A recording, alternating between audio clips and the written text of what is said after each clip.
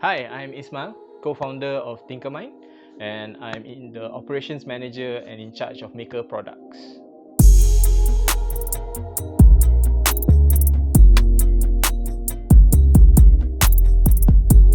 Here at Tinkermind, we want to be thought leaders in the creative thinking industry. We advocate hands-on, minds-on learning.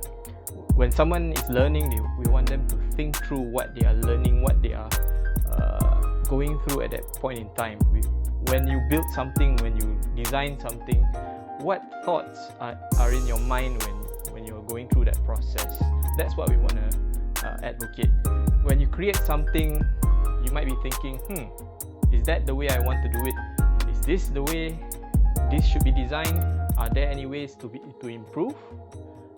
All these questions actually contribute to creative thinking. So that's what we're all about.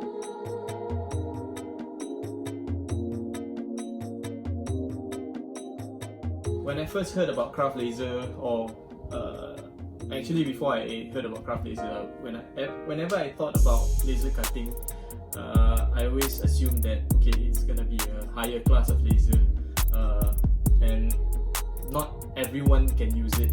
So when CraftLaser was introduced to me, I thought, wow, class 1 laser? Yeah, so I've never heard of such a thing lah. Then when we bought it and when we started using it, I found it very useful for my experimentation, from my prototyping, as opposed to 3D printing.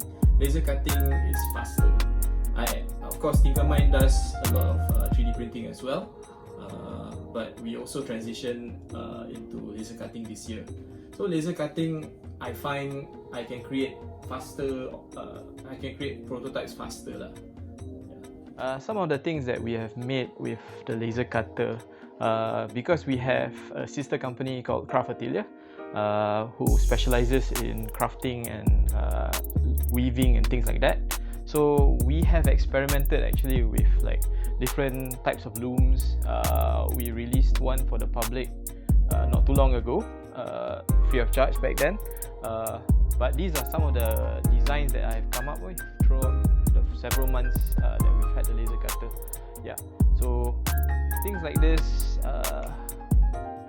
it's easier for you to use a laser cutter instead of a 3D printer, and you need the kind of the strength from wood rather than plastic for things like looms. Then not only that, I solve certain problems in the workshop. Sometimes when you have tools lying around, a lot of tools, you need a way to organize them. So I laser cut this holder for cutters. See? Yeah. So instead of putting them all in a bag and things like that, you can design something like this and neatly arrange them. Yeah. So this is what a functional laser cut item, I feel. Then one of our products right now, or in development, is something like this. It's called a book nook. So this is one of the things that we have prototyped with lah. It's not done yet, so I cannot tell you much more than that. But yeah, these are some of the products that we have come up since we got the laser cutter. Okay, so back in January, I was thrown a problem to create a robot maze that can be deployed within 5 minutes. So this was what I thought of. So instead of just your normal robot mat, you can deploy this quickly, and yeah, this is completely modular. I can add more pieces, to give it more variety.